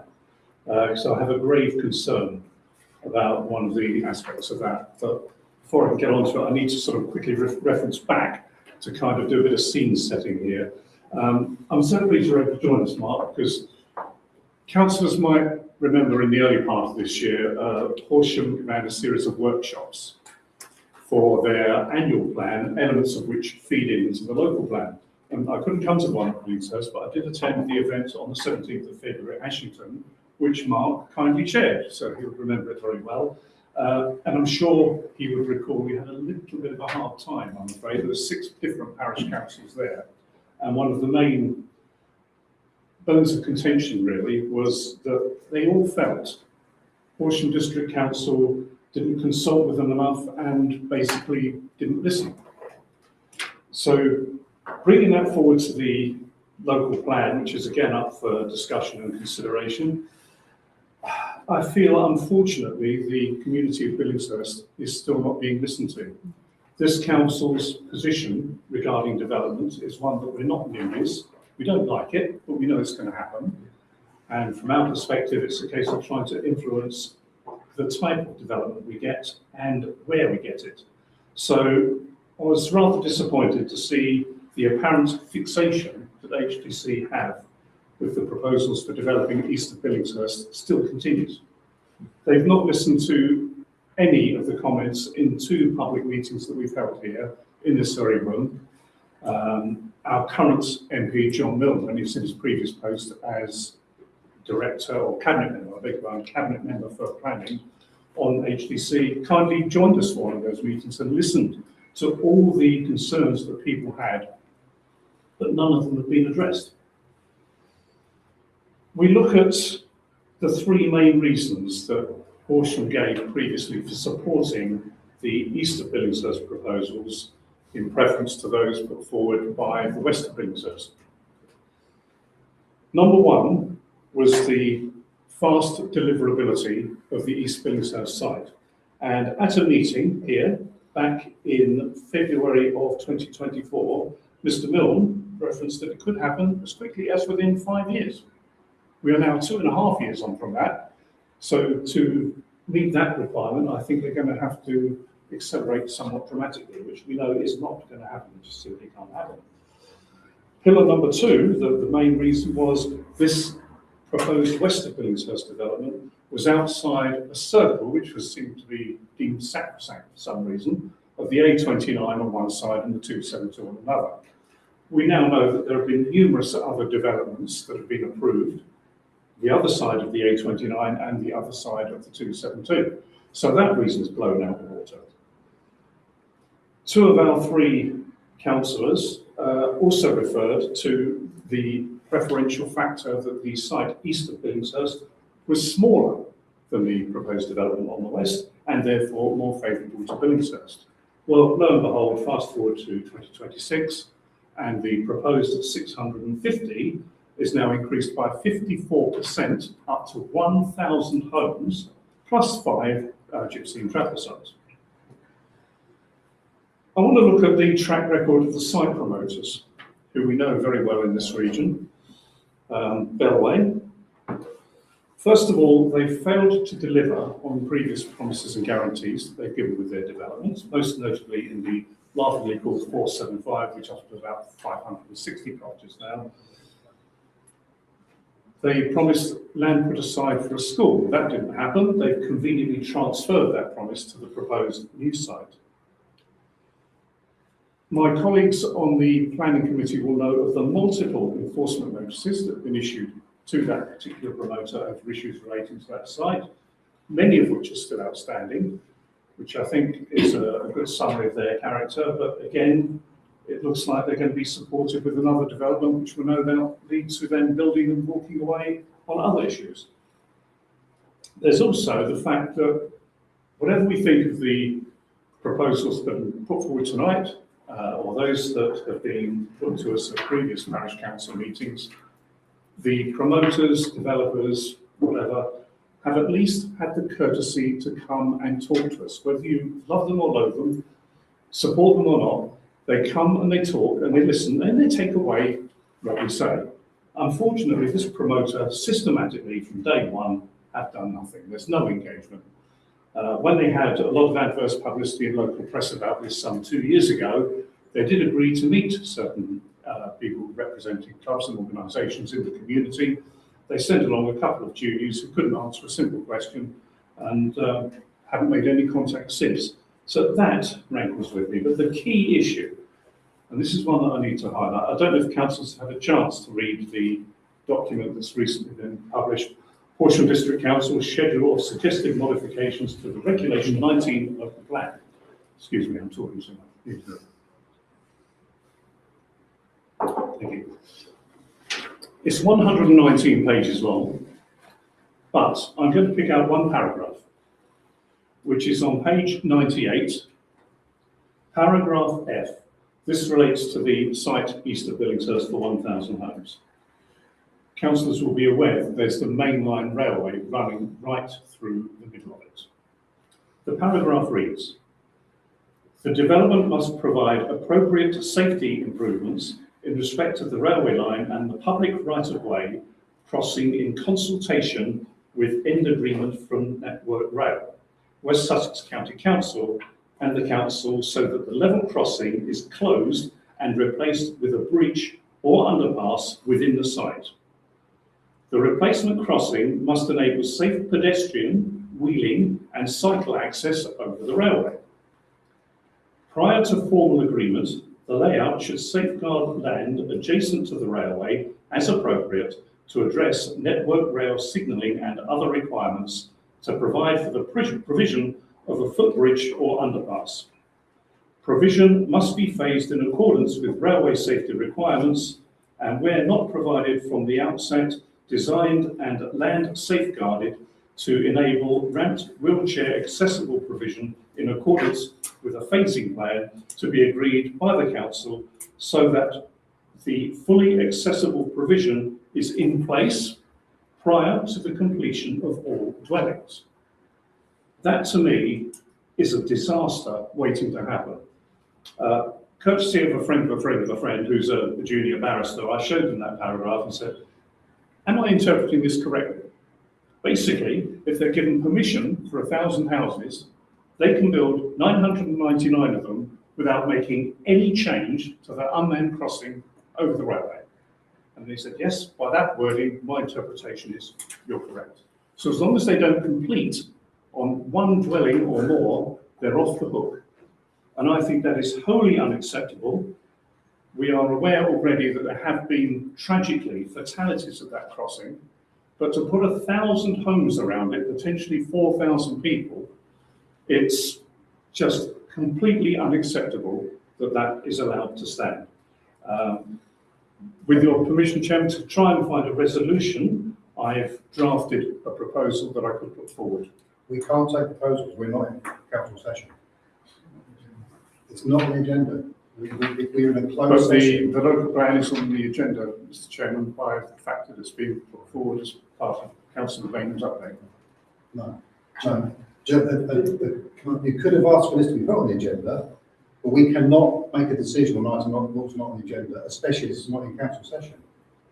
Okay, you know, I respect Mr. Chairman, I will formally request this put on the agenda for the next meeting. Can I assist? And I'm sure Mark will correct me if I'm wrong. The next formal Reg 19 is the test of soundness. But these pre-modifications to the local plan, which the Cabinet is formally confirming next week, will have to be consulted on as if they're brand new proposals. Is that right, Councillor? Yeah. So basically, yeah, thank you for that. I thought I was half right. So basically, these additional sites, changes, additions to existing sites, which I think Councillor Lennon is talking to, rep south of the railway line, will have to be formally consulted upon. So this will come to this council shortly, if that helps. That does, thank you very And much. I should clarify For your clarity. that if we did make a decision in this item, it's effectively meaningless. It could be challenged by whoever, HTC, if they didn't agree with it, because it's not been properly advertised on the agenda. Members of the public haven't had a chance to come and have their say on it. There's a lot of nodding of heads, as you said, your bit, and I personally agree with every word you said. But in terms of proposition, we need to put that for one time. Yeah, I appreciate I would that. very much welcome that. I do appreciate that, Chairman. Unfortunately, this information only came tonight after the publication of the agenda. Okay, thank you, sir. I can't possibly expect Mark to pick up on that. Did you want to have a right to reply? It's in your right. The only thing I'll say about the railway bridge, because that seems to be your main concern, is that there's no way that this will, when it comes to the detailed planning, this is the outline stuff, there is no way that that would be allowed to go ahead on safety issues at 999 houses. It would have to be at a very early stage of development. Thank God, it's just done for any house. Okay, I'm not actually on the planning committee for HCC, but and as you probably know, you can't be predetermined if you are. But I can tell you there is there wouldn't do it. Can we move on from that, guys? Because we could debate that all night, and that's definitely for one for later. Thank you, Trevor. It's a very quick one, Chairman. About crossing, but maybe not quite this bigger crossing, but certainly important to the people of Billingshurst Primary Academy.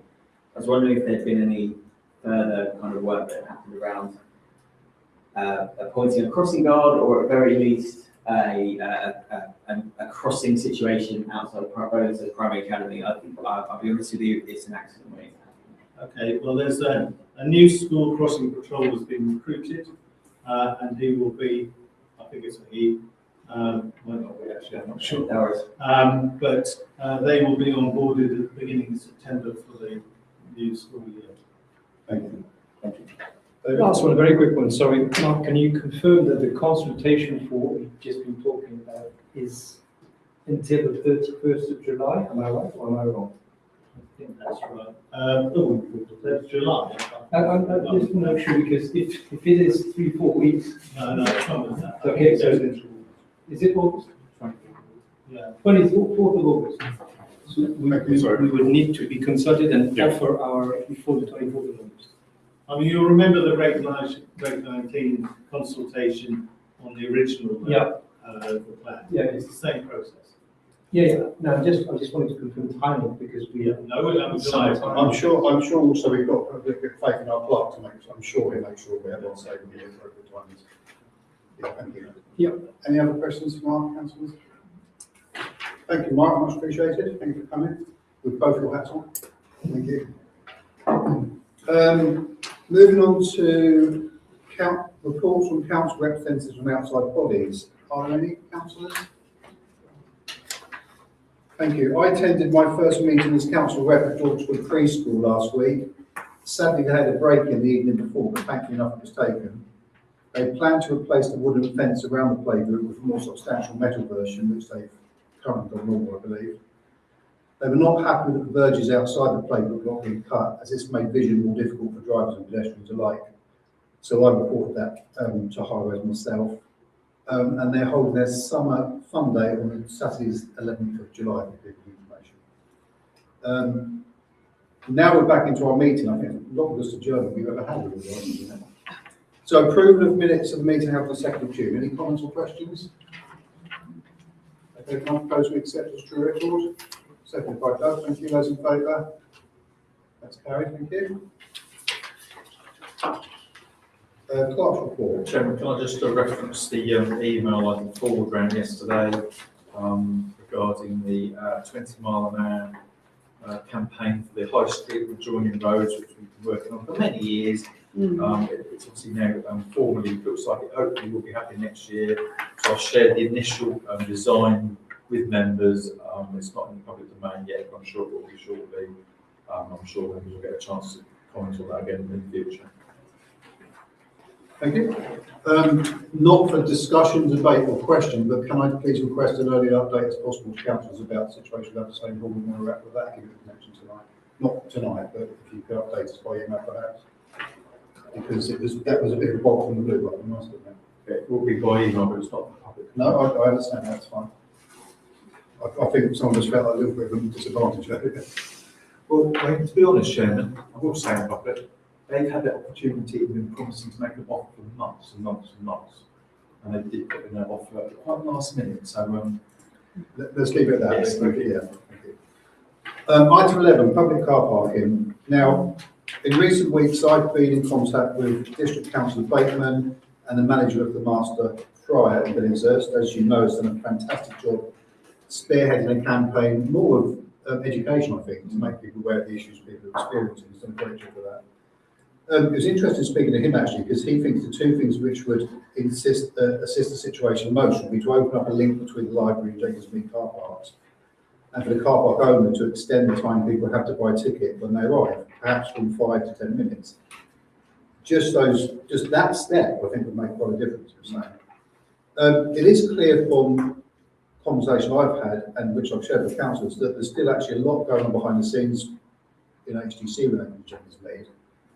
I also understand there's a fair bit of support within HTC to open up a link if it's possible, and even to be looked at as part of the Better Billingshurst initiative. Councillor Bateman certainly feels it would be good that our MP is made aware of the problems people are experiencing from as many sources as possible, not just within Billingshurst, but outside as well. Another thing that occurred to me more recently is I understand that there were previous discussions between HTC and the car park owners about the possibility of people being able to use HTC's parking discs in the main James Mead car park. I mean, there must have been some fairly detailed discussions about that, because what the final thing that stopped it was that HTC were not willing to commit apparently financially to that. I wonder if that's something I might revisit again, worth revisiting. It possibly isn't feasible now because it seems the car park is very much monitored by CCTV alone, but nevertheless, it's a question to ask. Of course, since that discussion was had, I think it was 2019, someone told me that discussion panel between HTC and the car park owners, there's been a different administration, and perhaps we could use the fact that HTC are reducing their James Mead car park from 17 to 10 spaces as a possible opportunity to ask them to reconsider that idea. So as far as the agenda is concerned, we're firstly noting the decision of HTC to exclude car parks from future asset transfers. Now, you might remember this came to a previous full council meeting. The council never stated a position whether it'd like to take on the car parks. It was more so we expressed an interest in doing so, but now they've explained that won't be on the table. The reasons being that it's basically an income source, I believe, to the possible new authority. Can I comment on that? If it's a quick clarity, yes, on that subject. Yes, I mean, I've seen the email that you got from the property department. That's not quite an accurate reflection of the situation. because we have not made the decision as councillors that that can't happen. But the understanding that we're working on is any transfers have to end up being a zero sum. So if you took on responsibilities that cost you money, then taking on something that was a revenue raising opportunity could balance that out. And that's not reflected in the email that you had from Emma Brumley, who doesn't speak with the authority of the council on that. Okay, fair enough, I'll take that point. I won't keep coming in and out of that sort of meeting, but I have got the email in front of me. It says, in terms of initial feedback, I can confirm that HTC will not be transferring the car parks to the parish council. So maybe that's a conversation. Maybe you need to have a conversation. I was, not wishing to correct the honourable member, but Councillor Duck and I were at a meeting last week with Paul Anderson, the Director of Communities, and he confirmed there and then they would not transfer car parks. Yeah. Perhaps you look into that. As I can tell you, that subject has not been agreed by council. Well, okay, from my perspective, we thank you, Mark. We know the update, but it sounds like there's more update than we've given, really, because it sounds like HTC are sure. Craig, Just a quick one. Sorry, I obviously the concern with this would be, and I can see it from the other side. I certainly said at that meeting around my concern around car parks and upkeep, and I know it's income generating, but the people, the people we represent will be asking the question, and if not us, then who? Would it be the new authority that takes that on? Because my concern is that we certainly want it to be kind of privately owned, and then what that could mean, that obviously relates back to the point, item B on the agenda. So it's not really a question, it's a comment. I have real concerns if not us, then who? No, I agree. I'm sure everybody shares that view. I mean, it sounds to me like we need to have more content from HTC about this, because there's a little bit of we're hearing different things from different people. I mean, there's debate whether to put this on the agenda because it was just to note their decision, but it would appear as the decision's not been made, so possibly it's still an open matter. He was quite specific that anything that had an income stream would not be put on the asset transfer list. I think, yeah, That's really specific. Even, sorry, I don't know much about this topic, but irrespective of the asset transfer, could Billingshurst Parish Council not try to purchase that? But not purchase what? The car park? No, this area which which isn't presented. We're not on that. We're not on that item yet. We're talking about HTC transferring their current car park. We'll come back to that. So I think all we can do with this first part is pass it back to HTC, really, until we know more. I think that's a fair comment. Can we leave it in your hands, Mark, to give us some clarity? Thank you. Now, the advice, there's item B, which I think Fraser's referring to, is a reduction of spaces. In terms of purchase, my understanding was, and again, we might benefit from Mark's view on this one as well, that HDC were offered the piece of land, but they were asking, the owners were asking for such an inflated price that HDC could have never accepted it. Who they offered it from? They've offered it from the HDC opened it from the car park owners, people own the land. And it's the same owners as the rest of Genders? Yeah, I believe so, yeah. They didn't offer to sell it to us, they offered to rent it to us. I see. And the rental price was roughly 12 times the annual income of the entire car park. Okay, not particularly previous proposition. So it's not very. So you can have it, but you can't. Yes.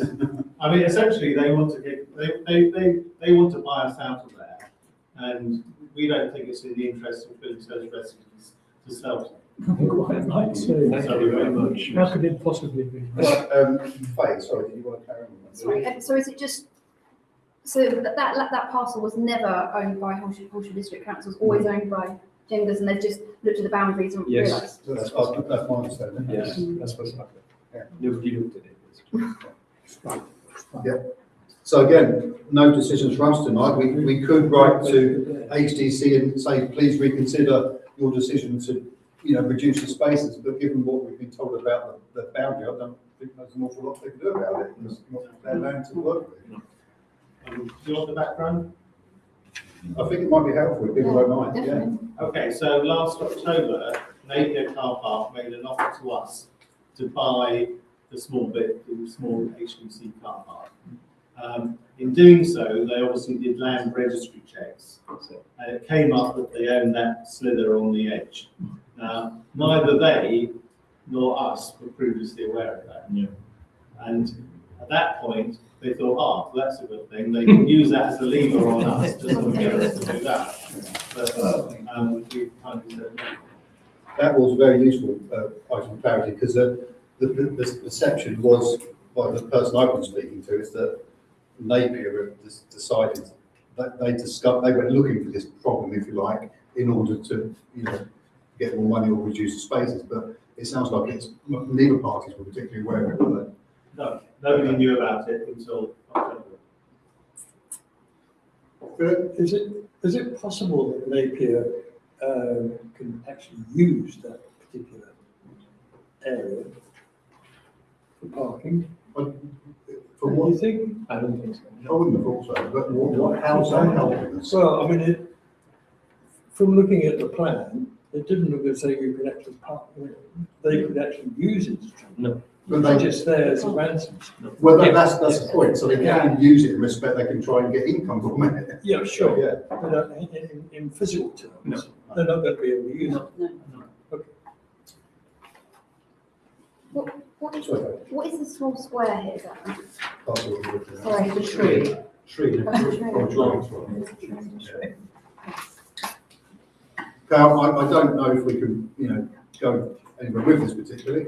I don't know if anybody's got any suggestions, but it is, as I say, what it is. And I completely understand HTC's position, I have to say.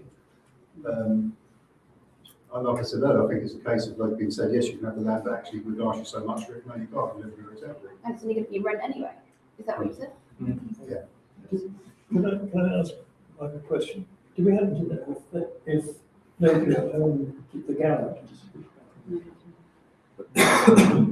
I don't think so, because they, at one point, the Savary, who owns Napier, owned most of the freeholds of the shops, Right. flats. Yeah. But they were all sold off some years ago to individuals, and I imagine the garages went with that. I can't say that 100%, but I would say that's the extent. Thank you. Councillors, thank you for your input, and thank you again, Mark. I think given that then, we sort of move to what if anything we do with this. I mean, to my mind, it's, I've said to you guys by email, but it's worth repeating it to members of the public. But, people might be surprised this hasn't come up on agenda previously, but I think it's quite likely because none of us could think about how it could come up on our agenda. We are pretty powerless when it comes to private car parks. I think HDC are very much in the same boat in that respect. What HDC have is they can do other measures perhaps to help mitigate the general problem and to improve overall the shopping experience in Billingshurst. So I think I'd certainly like to see us put our weight behind HDC reconsidering their previous idea of providing a link. It was certainly well supported by the Parish Council before.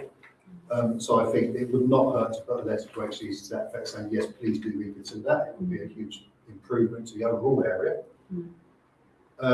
I think given that Councillor Bateman put so much store in writing to MP, I think that's, why wouldn't we? I mean, it was put to me by the manager of Master Fry to what end, what do we hope to achieve?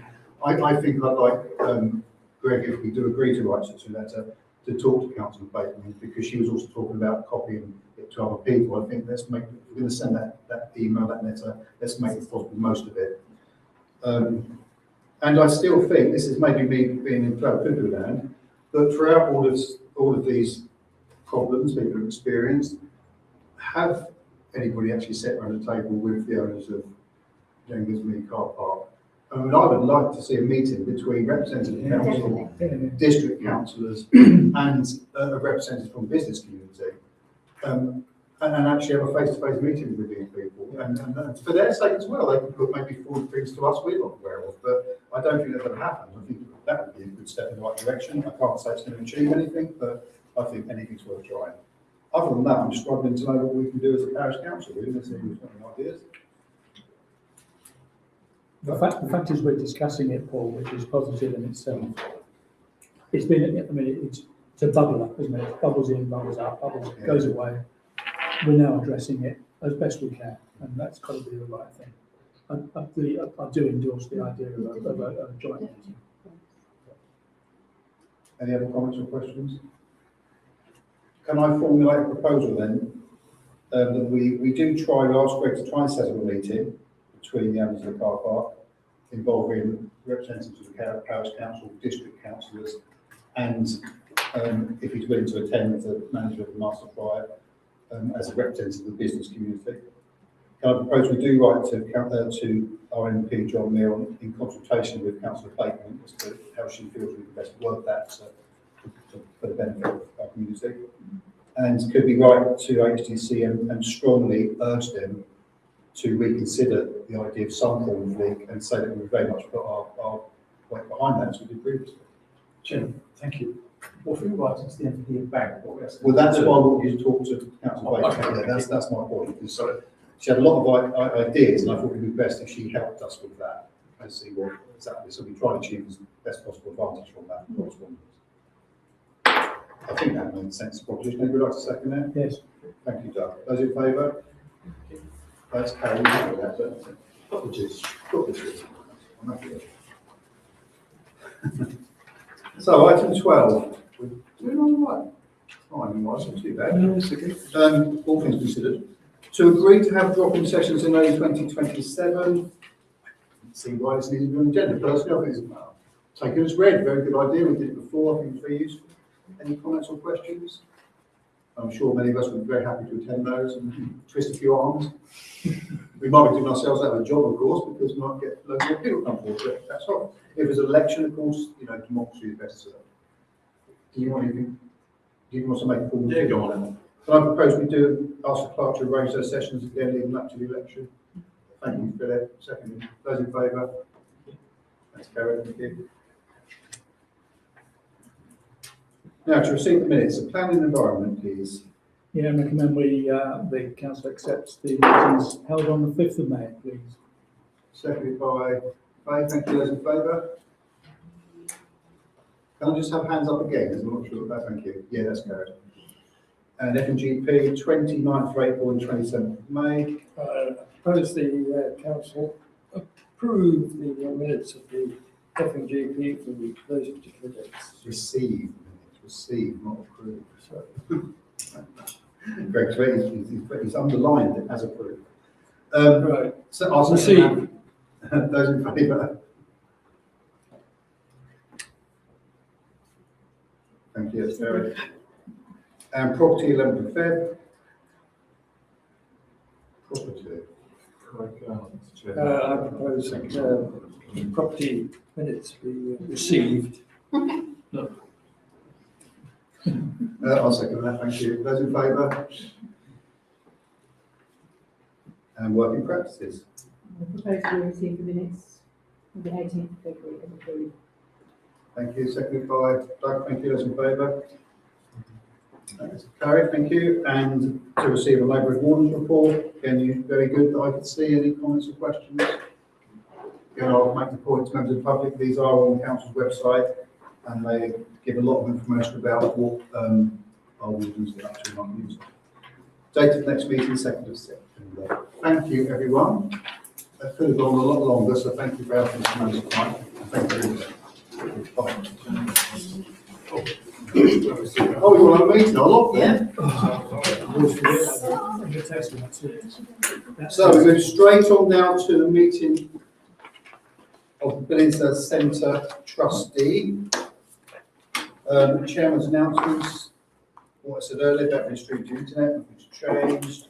Apologies for absence. Seek from Councillor Martin for approved reason. Received declarations of interest. Apologies, Chairman. Received, is that it? Sorry, say again. Oh, yeah, so Councillor Martin. Okay, I propose we accept the apologies, thank you. Seconded by Craig. Those in favour? Thank you. You tell me to get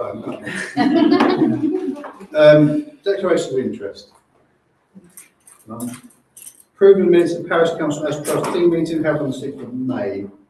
Comments, questions, proposition? I propose we accept. Seconded by Marie. Thank you. Those in favour? Thank you very much. Clerk's report, Report, Chairman, as occasion. and to receive the approved minutes of the Billingshurst Centre Committee. I propose we receive the minutes of the Billingshurst Centre Committee meetings held on 29th of April and 27th of May. Thank you. Seconded by Trevor. Thank you. Those in favour? And that's carried. And again, those are next meeting, 2nd of September. Thank you. Thank you, Rick. See you all before.